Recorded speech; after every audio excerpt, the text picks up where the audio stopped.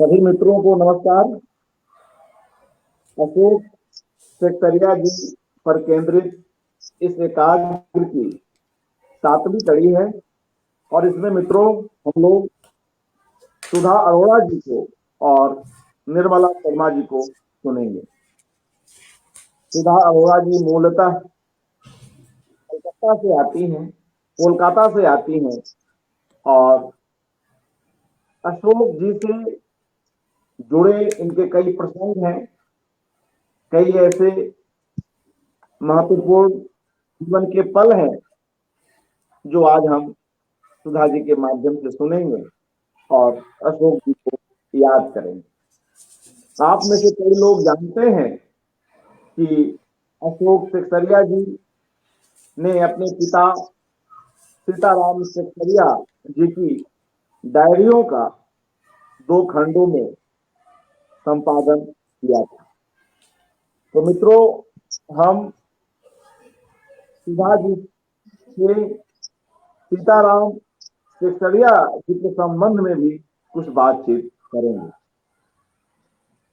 और आज की हमारी दूसरी वक्ता हैं निर्मला शर्मा जी। तो आप सभी मित्रों को ओर से सुधा अरोड़ा जी का और निर्मला शर्मा जी का हार्दिक अभिवादन करता हूँ, स्वागत करता हूँ। मित्रों, सर्वप्रथम हम सुधा अरोड़ा जी के पास चलते हैं, जिनके लेखन के साथ कोलकाता शहर अविच्छिन्न रूप से जुड़ा हुआ है। तमाम तरह की स्मृतियों को अपने साथ लेती हुई सुधा जी बेंगलोर में रहे, मुंबई में रहे, दिल्ली में रहे, कोलकाता इनके हृदय में धड़क रहा होता। तो आज का जो यह अवसर है अशोक सेक्सरिया जी को याद करने का, उससे पूर्व उनके पिता सीताराम सेक्सरिया जी से जुड़ी कुछ यादें भी सुधा जी आज हमसे साझा करेंगी और उसके बाद अशोक जी के बारे में बतलाएंगे। आदरणीय।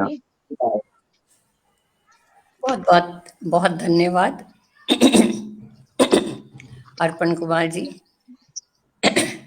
सबसे पहले मैं जनसुलभ पुस्तकालय और अर्पण कुमार जी आपका बहुत बहुत शुक्रिया अदा करना चाहती हूँ कि आपने इधर कुछ महीनों से मैं देख रही हूँ इतनी विरल शख्सियतों के ऊपर आपने कार्यक्रमों को एकाग्र किया है, जो हमारे लिए बहुत ही महत्वपूर्ण है।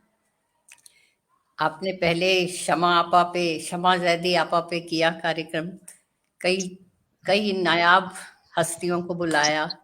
उसके बाद आपने मुजफ्फर अली जी पर किया और अब आप जिस हस्ती पे कर रहे हैं वो तो बिल्कुल विरल शख्सियत है। ऐसे लोग बहुत कम मिलेंगे हमें, अशोक सेक्सरिया जी जैसे। तो सबसे पहले तो मैं यही कहना चाहती हूँ कि अशोक जी जिस तरह की शख्सियत थे वो अपने आप में अलग ही थे। आप देखिए हर व्यक्ति के, कोई भी व्यक्ति पूरी तरह से ब्लैक एंड व्हाइट नहीं होता, सभी में कुछ ग्रे शेड्स होते हैं। लेकिन अशोक जी को जिसने भी जाना, थोड़ा सा भी जाना, वो यही कहेगा कि ये इतनी खूबसूरत, इतनी पवित्र, बिल्कुल साहित्य में ऐसे दुर्लभ व्यक्तित्व हैं। वो साहित्य के संत कहा जाता था उनको। इतने भले इंसान थे, इतने नेक इंसान थे। तो मैं अपनी बात करती हूँ उनके पिताजी से, जिनके स्कूल में मैंने दाखिला लिया था क्लास 3 से, यानी 1953। तो उनका घर नंबर 16 लॉर्ड सिन्हा रोड और शिक्षायतन का शायद 10 या 13 नंबर था, एकदम बगल बगल में ही थे। बहुत बड़ा कैंपस था शिक्षायतन स्कूल का। तो 1953 में मैंने वहाँ एडमिशन लिया और उसके बाद 1962 में हमारा वो पहला बैच था हायर सेकेंडरी का। मैंने 1962 में हायर सेकेंडरी पास की, और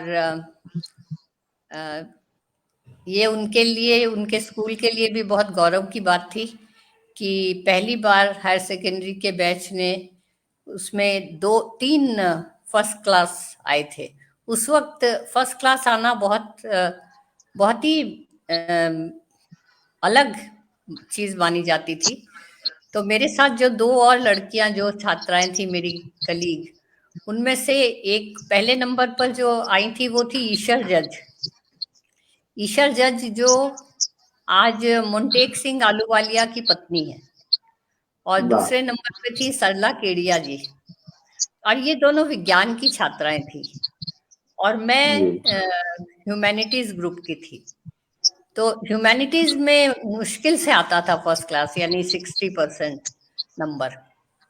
जी तो उनको बहुत खुशी हुई थी, और उन्होंने कहा कि हम कुछ कार्यक्रम करना चाहते हैं। तो मेरे पिताजी ने घर पर ही सबको बुलाया था।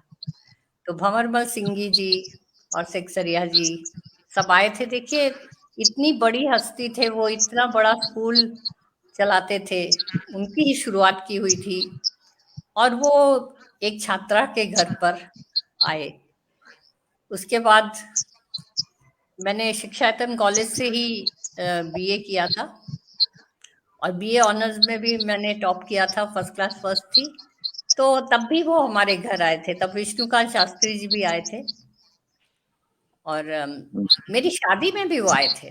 सेक्सरिया जी, मेरे पास तस्वीर है उनकी। वाह। सीताराम सेक्सरिया जी की शादी में भी वो आए थे। तो उनका आशीर्वाद हमेशा मेरे साथ रहा। पर मैं अशोक जी को नहीं जानती थी पहले, बिल्कुल नहीं जानती थी। जब मैंने लिखना शुरू किया, और उसके बाद मैंने कहानियां कुछ पढ़नी शुरू की, तो कुछ एक तो मेरी शादी जब हुई, उसके बाद मैं बम्बई आ गई थी, तो कलकत्ता से उतना वो नहीं था सरोकार। मतलब जाती थी, लेकिन कलकत्ता थोड़ा सा छूट गया था। तो मेरा भाई फोटोग्राफी करता था, और मेरे भाई के साथ अशोक जी की बहुत दोस्ती तो नहीं थी, लेकिन वो हर कार्यक्रम में जब वो मिलता था तो वो ये मुझे कहता था कि सेक्सरिया जी का बेटा जो है ना, उनसे आप मिलिए। तब तक मैंने उनकी कहानियां वगैरह भी पढ़ी नहीं थी। और देखिए, हम लोगों ने, अशोक जी ने भी और मैंने भी, जब साहित्य जगत में हम लोगों ने एंट्री ली थी, कहानी जगत में, उस समय बहुत हम लोगों ने गलत समय पर एंट्री ली थी। वो अकहानी का दौर था। मतलब नई कहानियां, मन्नू जी, राजेंद्र यादव, कमलेश्वर, अमरकांत, मार्कंडे, भीष्म सानी, इन सब के बाद जो एक दूसरा दौर आया था, वो अकहानी का दौर था। तो अकहानी के समय हम कुछ अलग तरह की कहानियां लिखते थे, और उसमें पात्रों के नाम नहीं होते थे, वो हम थर्ड पर्सन में कहानियां लिखते थे। उस वक्त की जो उनकी लिखी हुई कहानियां थी, वो अपने आप में बिल्कुल अलग तरह की कहानियां थी अशोक जी की। और उन्होंने लिखना शुरू कर दिया होगा, मेरे ख्याल से 1970 के आसपास भी उनकी कुछ कहानियां आई थी, लेकिन उन्होंने अपनी किताब नहीं छपवाई। उनकी किताब बहुत से मित्रों के जोर डालने पर आखिर 2000 में, सन 2000 में उनका पहला कहानी संग्रह आया, जो बहुत ही महत्वपूर्ण, जी हाँ आप दिखा रहे हैं, लेखकी। बहुत अच्छी कहानियां थी उनकी, बिल्कुल हटकर, जैसे वो अपने तरह के अलग इंसान थे, वैसे ही उनकी कहानियां भी थी। तो ये मतलब ऐसे वो व्यक्तित्व थे कि कभी उनको अपने बारे में तो वो बात ही बहुत कम करते थे। वो बहुत अच्छे श्रोता थे, और मेरे भाई की वजह से वो 1-2 बार घर भी आए थे, 2 बार मेरे सामने आए थे मिलने। और मेरे पिता जी तब उनका स्वास्थ्य काफी अच्छा था और वो बहुत बातें करते थे। उनसे कोई भी मिलने आए तो वो अपनी लाहौर की स्मृतियां सुनाने बैठ जाते थे। और अशोक जी इतने अच्छे श्रोता थे, इतने बढ़िया श्रोता थे कि मैं आपको बता नहीं सकती। वो दूसरे को इतना ज्यादा स्पेस देते थे। तो वो अक्सर मेरे पिताजी से कहा करते थे कि आप ये लिखते क्यों नहीं है, आप स्मृतियां लिखिए। तो पिताजी कहते थे अब बेटी लिखती है तो वो लिखेगी ना। तो वो मुझे भी कहा करते थे कि आप अपने पिताजी की स्मृतियां लिखिए। उसके बाद मैंने उनके उनके घर जाना, तो मैंने जब मैं बम्बई में थी, और वो बात की बात है, उसके पहले मुझे याद है जब मैं कलकत्ता में थी और एक बार उनसे मुलाकात हुई, तो उन्होंने कहा कि सुधा जी आपने लिखना क्यों बंद कर दिया, और बहुत सालों से आपकी कहानियां नहीं पढ़ रहे हैं, कुछ नहीं दिख रहा। तो उनकी आवाज में जो तकलीफ थी मैं बता नहीं सकती कि कैसा लगा मुझे। और उसके बाद मैंने उनके कई इस तरह के बहुत से रूप देखे। मतलब इतना नेक इंसान। मैं उनसे जब भी मिली उनके घर पर, तो एक तो वो पत्रिकाएं, पैम्फलेट, जो भी उनको लगता था कि मेरे पढ़ने के लायक है, वो मुझे थमा देते थे। बिल्कुल बंडल का बंडल पकड़ा देते थे कि ये आप पढ़िए, ये आप पढ़िए। मैं कहती थी मैं लौटाने कैसे आऊंगी, बम्बई में रहती हूँ। तो कहते थे कोई बात नहीं, आप ले जाइए। और हमेशा मैं कहती थी कि प्लीज आप इसका जो भी है पैसा ले लीजिए, क्योंकि उनके वो रोशनाई प्रकाशन की कुछ किताबें होती थी। तो कहते थे नहीं नहीं नहीं, आप इतनी ये जो लेके आई ना किताबें वो ठीक है। तो वो कभी करते नहीं थे इस तरह से, सब इतना गट्ठर थमा देते थे मुझे। उसी में मैंने बहुत अच्छी अच्छी किताबें पढ़ी। अब मुझे नाम याद नहीं है, लेकिन वैचारिक किताबें उन्होंने बहुत मुझे थमाई। उसके बाद की एक मुलाकात है, वो आपको बाद में बताऊंगी। पहले आप निर्मला जी से बात कर लीजिए थोड़ी, फिर मैं बताऊंगी। जी मित्रों, निर्मला शर्मा जी का अशोक सिकरिया जी के साथ एक सुदीर्घ साहचर्य रहा है। और जब भी जितेंद्र कुमार जी और निर्मला जी कलकत्ता जाया करती थी तो उनके यहाँ ठहरना होता था। और बाद में भी ऐसी और प्रसंग है जिस पर आज निर्मला शर्मा जी अपनी बात रखेंगी। जी निर्मला जी, शुरुआत जो आपकी पहली भेंट है संभवतः शादी के बाद, आपकी जब शादी हो शादी के जाती बाद। है। जी जी, तो उस समय को थोड़ा याद करें और कुछ साझा करें। जी हाँ बिल्कुल। मेरी पहली मुलाकात उनके साथ जब मैं शादी हो करके दिल्ली पहुंची, तो जितेंद्र जी मुझे लेके गए अशोक जी के पास। लेकिन मुझे बिठा गए ऑटो में ही और खुद अंदर गए कि देख आऊं पहले कि किस हालत में है। तो मैं तो बाहर बैठी हुई थी, तो उन्होंने आकर के मुझे डांटा कि इस तरह से क्यों बैठी हो, घर में कोई औरत थोड़ी है जो लेने आएगी।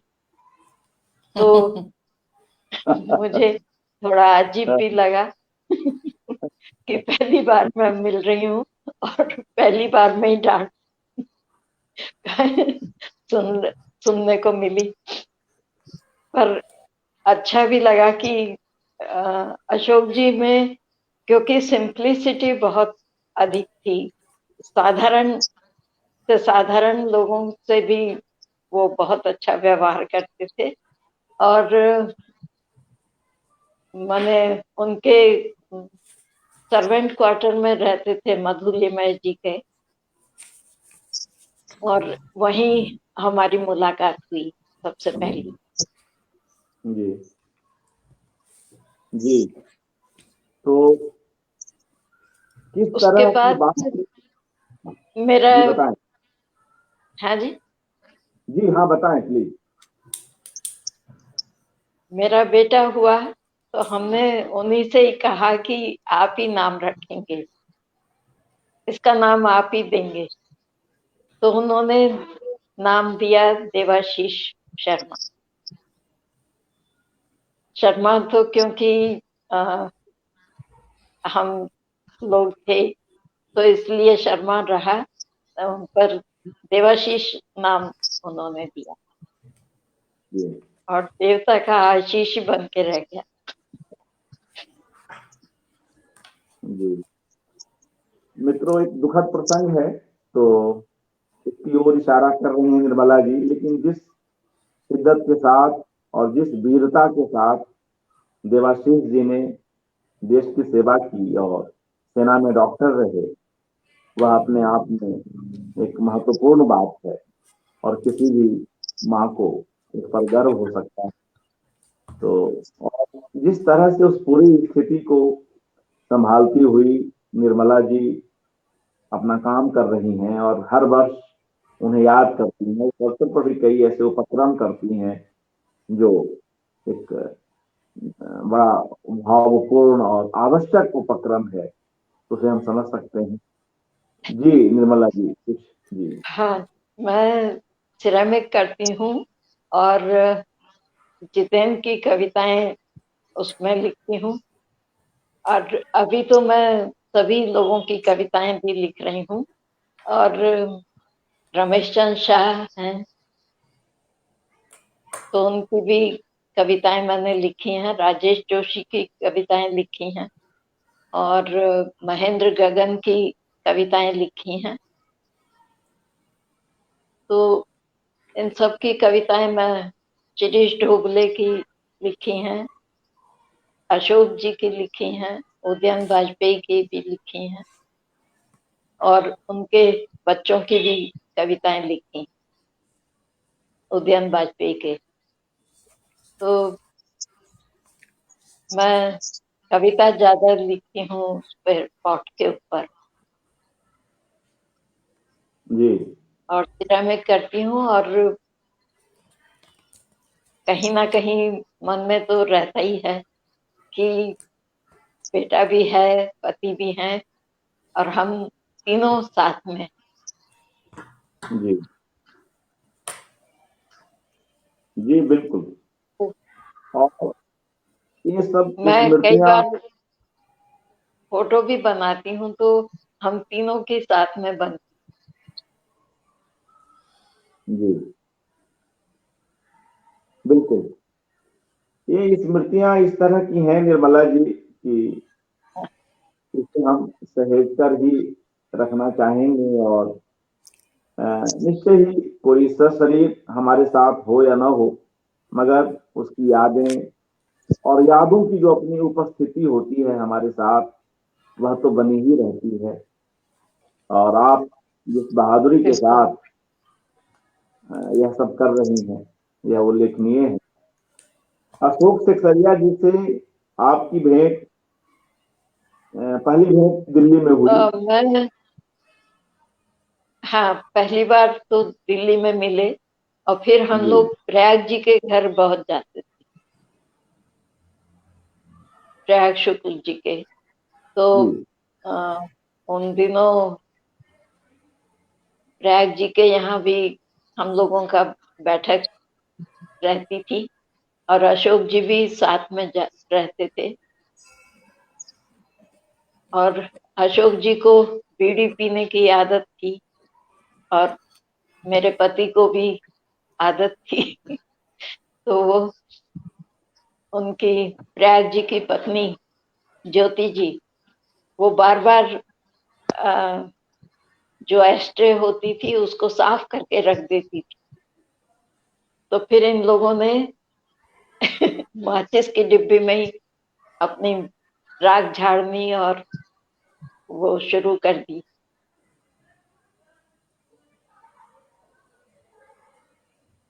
तो बार बार ना साफ करना पड़े, उसके लिए इन लोगों ने ऐसा किया।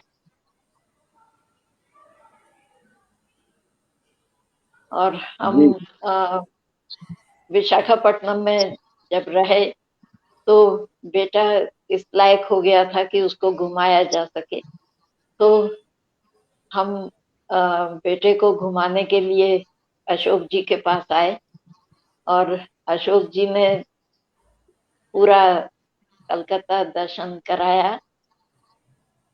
वो साथ भी गए कुछ दूर तक, पर फिर मुझे टिकट खरीद के दे दिया और कहा कि अब आप घुमाइए इसको, मैं थक गया हूँ और मैं ज्यादा नहीं चल सकता।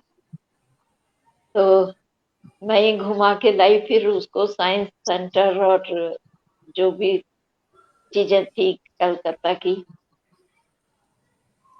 वो सब दिखा के लाई। फिर शाम को हम लोग पहुंचे तो बहुत स्वागत सत्कार किया उन्होंने, और अशोक जी के कमरे में ही मैं तो रहती थी, उन्हीं के साथ सोती थी। जी, जितेंद्र जी और अशोक जी और आप सभी लोगों की जब बैठकी जमती थी तो हाँ, किस तरह की बातचीत हुआ करती थी? कविताओं पर, कहानियों पर, कुछ यह सब याद करें। नहीं, वो तो बातें तो होती थी, साहित्य के बारे में बातचीत चलती थी, या जो पब्लिकेशन आता था उसके बारे में बात होती थी प्रयाग जी से। तो प्रयाग जी से ज्यादातर बातें छपाने के बारे में, या क्या कहना चाहिए कि प्रयाग जी से ज्यादातर बात जनसत्ता के बारे में होती थी, और जी जनसत्ता में वो लिखते भी थे, आर्ट क्रिटिक थे, तो उसी के ऊपर बहस ज्यादा होती थी। जी मित्रों, हम निर्मला जी के पास दोबारा आएंगे और कोई ऐसी बात याद आए निर्मला जी तो बताइएगा। सुधा जी के हाँ पास, हाँ, बिल्कुल। जी सुधा जी के पास सुधा चलते जी से हैं। बात कर लीजिए। जी जी। और कुछ और ऐसी यादें जो आपको याद आ रही हूँ अभी सुधा जी, तो कुछ जी, साझा मैं करें। आपको अशोक जी से 2 मुलाकातों का खास तौर पर जिक्र करना चाहूंगी। रमेश चंद्र शाह जी की बेटी की शादी थी। ज्योत्सना मिलन मेरी मित्र थी और उनकी बेटी राजुला की शादी थी। तो मैं बम्बई से गई थी भोपाल, और उन दिनों मैं बड़े मुश्किल दौर से गुजर रही थी, काफी तनाव था मुझे। और उस समय जब मैं भोपाल पहुंची तो शादी में मैंने देखा अशोक जी हैं, अशोक सिकसरिया जी। मैंने उनसे मजाक किया कि पहली बार अशोक भाई, पहली बार आपको बहुत साफ सुथरे कपड़ों में बहुत सजा धजा देख रही हूँ। तो कहने लगे कि अ, क्यों मैं इतना गंदा रहता हूँ क्या? मैंने कहा नहीं, ऐसा तो नहीं है, लेकिन आप बहुत अच्छे लग रहे हैं। तो मुझे बहुत सीरियस होकर बोले कि मुझे जरा आपसे बात करनी है। और फिर थोड़ा जब कोई नहीं था वहाँ तो आकर बोले कि सुधा जी, मैंने जो सुना है आपके बारे में तो मैं बहुत तकलीफ से भर गया हूँ, बहुत मुझे तकलीफ हुई। और उनकी आंखों में आंसू थे। ये बात मैं कभी भूल नहीं सकती। ये शायद 2007 या 8 की बात होगी। हम लोग हमारे दाम्पत्य में कुछ खलल पड़ा था और हम लोग अलग अलग रह रहे थे, और ये बात साहित्यिक जगत में भी पता थी सबको। तो वहीं भोपाल में सब लोगों को पता था, लेकिन लोग मुझसे जानबूझ के आके पूछते थे कि जितेंद्र जी कहाँ हैं। इत्तेफाक से निर्मला जी, आपके पति का नाम भी जितेंद्र और मेरे पति का नाम भी जितेंद्र। तो पूछते थे कि कहाँ हैं, और एक तरह से जैसे किसी के दुख को कुरेदना होता है ना, इस तरह की चीज मैंने जब साहित्यकारों में भी, अपने मित्रों में और पड़ोसियों में तो मैंने बहुत देखा। कभी भी जब कोई दंपति अलग होता है तो स्त्री को बहुत सारी परेशानियों से गुजरना पड़ता है, क्योंकि सारा दोष स्त्री पर आ जाता है। पहली बार ऐसा इंसान मैंने देखा जो मुझे ये बता रहा था जबकि हमारी कोई बहुत करीबी नहीं थे, बहुत दोस्ती नहीं थी, पर वो जिस तरह से तकलीफ में भर के उन्होंने कहा कि सुधा जी मुझे बहुत दुख है, बहुत दुख है, और मैं जब से सुना तो मैं परेशान हूँ आपके लिए सोच सोच के, और बहुत अच्छा हुआ कि आप यहाँ मिल गए। ये चीज मैं भूलती नहीं हूँ। देखिए, किसी भी व्यक्ति की असली पहचान तभी होती है जब आप तकलीफ में हो, आप मुश्किल समय से गुजर रहे हो। और हमारा समाज ऐसा है कि वो स्त्री को हमेशा निशाने पे रखता है, उसका मखौल उड़ाता है, उसको गलत निगाहों से देखता है, और बहुत सारी चीजें झेलनी पड़ती है। लेकिन उस वक्त का वो दिन मैं कभी नहीं भूली, और उसके बाद से मैंने ये बना लिया था, एक तरह से तय कर लिया था कि चाहे मैं कलकत्ता एक हफ्ते के लिए जाऊं, लेकिन एक बार अशोक जी से मिलकर जरूर आना है। उसके बाद मैं हमेशा जब जाती थी तो उनसे कुछ देर के लिए जरूर मिलती थी। हाँ, अक्सर वो फोन वोन उठाते नहीं थे, फोन कभी पहले रखते भी नहीं थे अपने पास, तो कई बार अचानक भी पहुंच जाती थी कि देख ले हैं कि नहीं। और उनके साथ बालेश्वर जी तो इतनी इतनी ज्यादा, वो भी बालेश्वर जी भी इतने इतने स्नेहिल और इतना ज्यादा ख्याल रखते थे अशोक जी का। तो हर बार उनसे मुलाकात होती थी, और उनके घर में मैं बहुत कई महान शख्सियतों से मिली, कॉमरेड से, सत्येंद्र प्रसाद सिंह से, जिनकी अभी एक साल पहले गुजर गए जो। और इतनी बहुत अच्छी बातचीत वार्तालाप हमने सुने। वो तो उनका शायद इंटरव्यू ही ले रहे थे, या बातचीत उनकी बहुत बहुत बहुत ही मानी खेज बातचीत थी, और अनोखी बातचीत थी, और दोनों ही बहुत बहुत बेमिसाल इंसान थे। तो उनके यहाँ बड़ी ऐसी शख्सियतों से मिलना हुआ, जब भी जाती थी तो कोई ना कोई मिल जाता था। और सबसे ज्यादा जो उनकी चीज लुभाती थी वो थी उनकी किताबों का बंडल। पढ़ते खूब थे। जब मैं सारिका में आम आदमी जिंदा सवाल लिख रही थी 1976-77, तो उस समय उन्होंने उसकी सारी किस्तें पढ़ रखी थी, और तभी उन्होंने कहा कि हिंदी में कोई इकोनॉमिक पॉलिटिकल वीकली पढ़कर इस तरह से चीजें लिख रहा है, ये बहुत अच्छी बात है, और आप इसमें लगे रहिए, आपका रुझान देखकर मुझे बहुत खुशी होती है। तो वो, मैंने जैसा कि पहले कहा कि वो इतने अच्छे श्रोता थे, आप उनसे अपने बारे में कोई भी बात करें वो बहुत ध्यान से सुनते थे।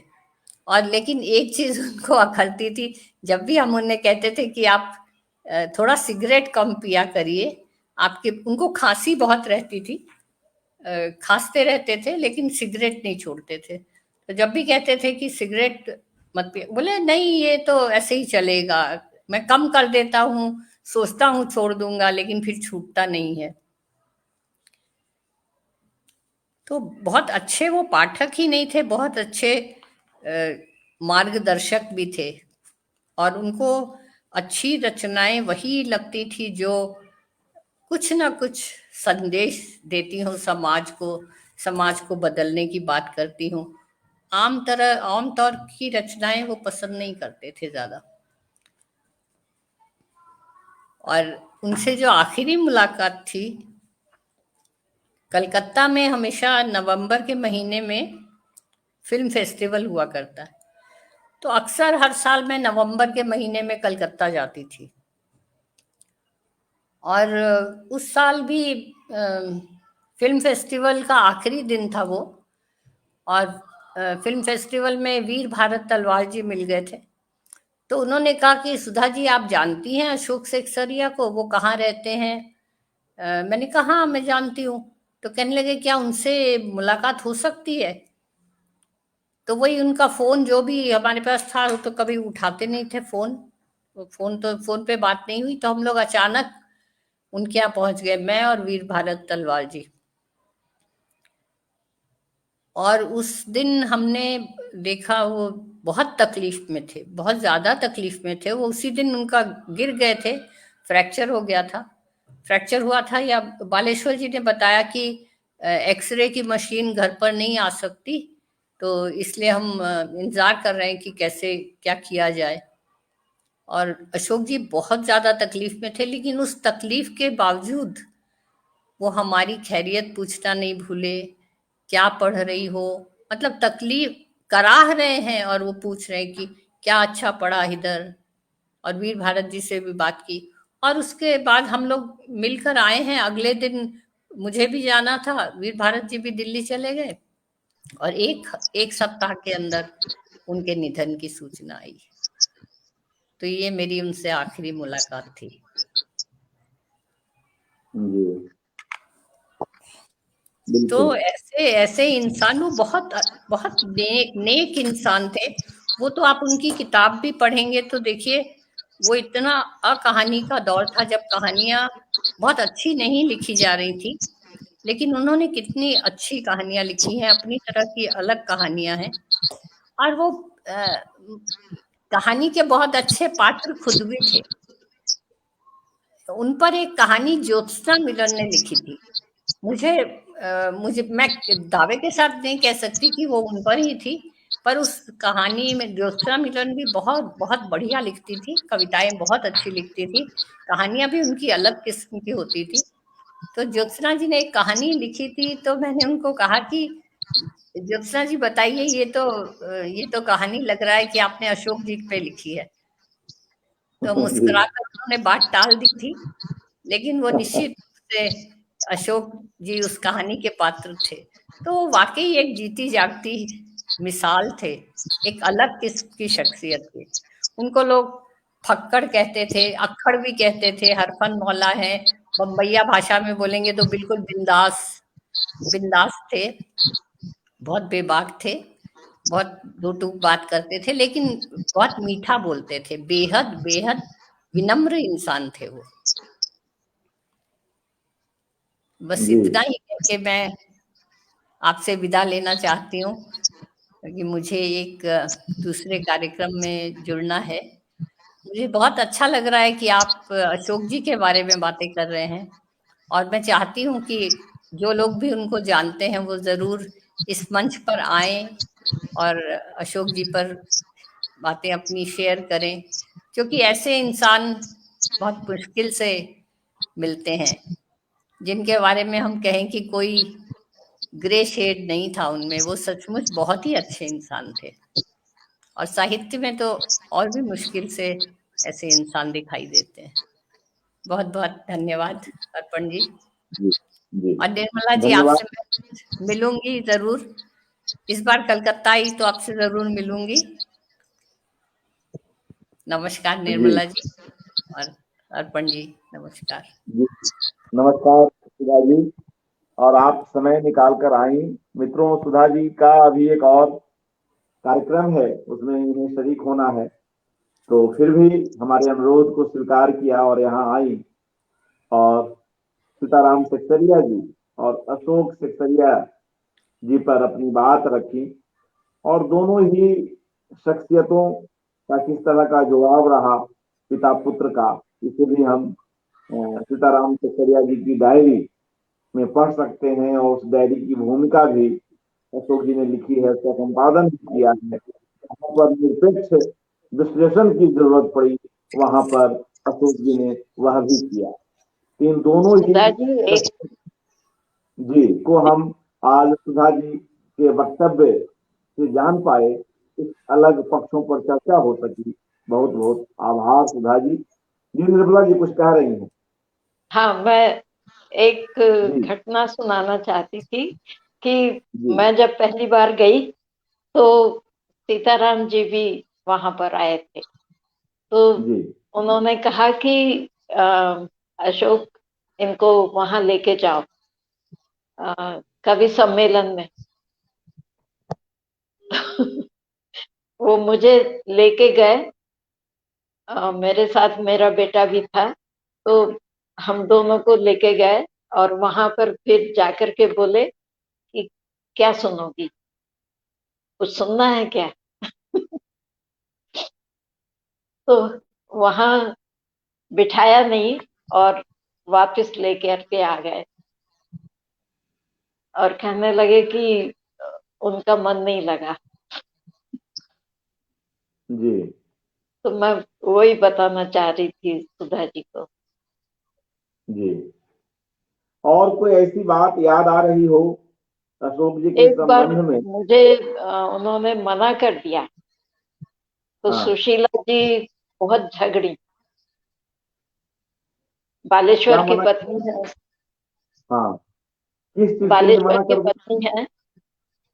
तो किस चीज के लिए मना कर दिया? मैंने आने के लिए पूछा था कि मैं आ हाँ जाऊं क्या, तो उन्होंने मना कर दिया।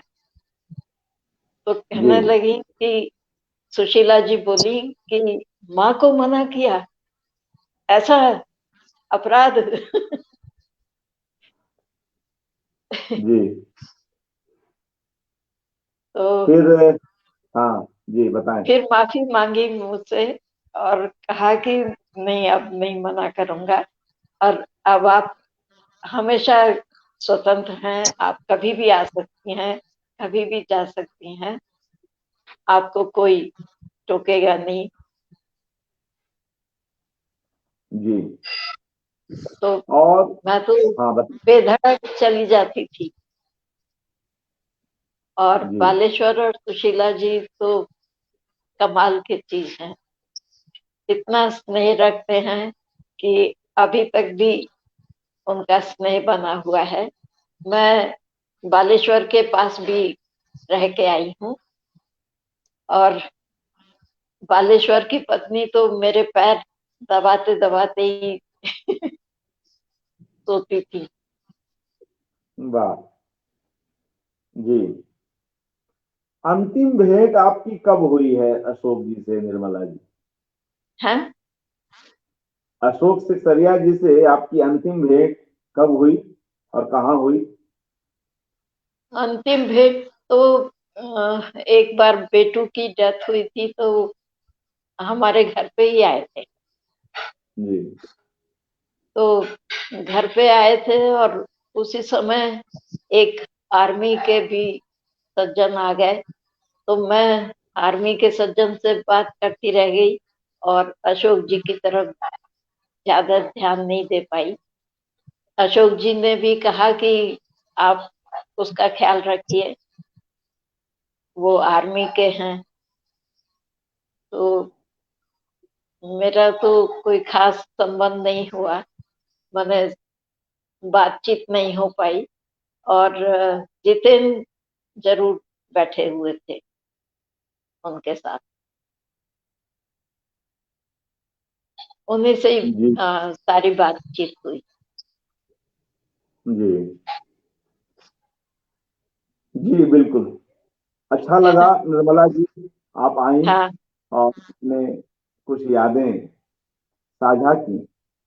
हाँ और जी, अशोक सेक्सरिया जी का मित्रों, तमाम लोगों के साथ जो एक स्नेह का संबंध रहा, एक दूसरे की देखभाल करने का जो एक कहीं न कहीं भी अपना उत्तरदायित्व मानते थे, वे हम इन सारे संवादों में देख रहे हैं।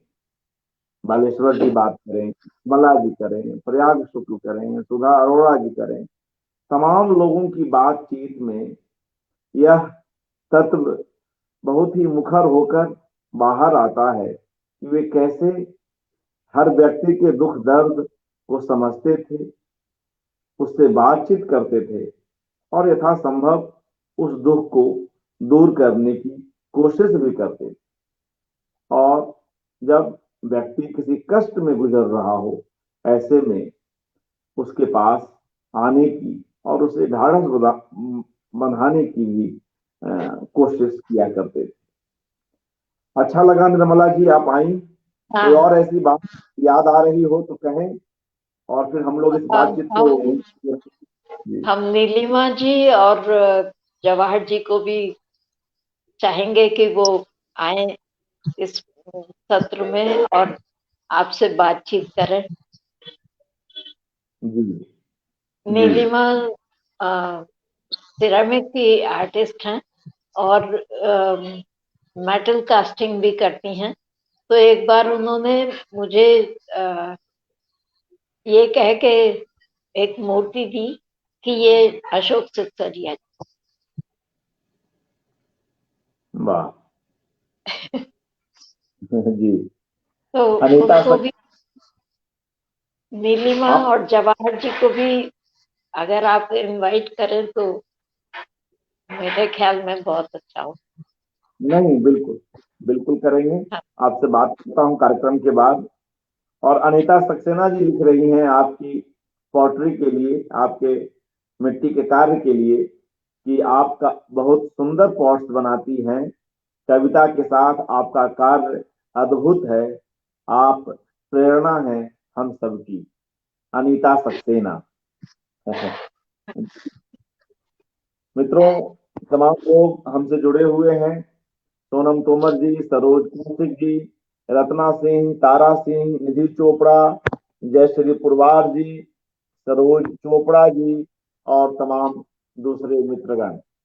आज की यह बातचीत महत्वपूर्ण बातचीत रही और इस बातचीत में हम निर्मला जी के माध्यम से और सुधा अरोड़ा जी के माध्यम से कई ऐसे पक्षों को जान सके जिनसे हम अब तक कुछ अनभिज्ञ थे और जिन्हें जानकर हमें अच्छा लगा। और भी कुछ मित्रगण जुड़े हुए हैं, मैं उन सभी का हार्दिक धन्यवाद करता हूं कि आप लोग इस एकाग्र को पसंद कर रहे हैं, इस पूरी श्रृंखला के साथ जुड़े हुए। बहुत बहुत शुक्रिया जन सुनन निर्मला जी। कार्यालय के लिए, हमें पुस्तकालय के लिए धन्यवाद, आभार। जी शुक्रिया। और मित्रों, हम लोग आज सुधा अरोड़ा जी और निर्मला शर्मा जी का पुनः धन्यवाद करते हैं कि वे लोग हमारे अनुरोध को स्वीकार किए और यहाँ पर आए। हार्दिक आभार।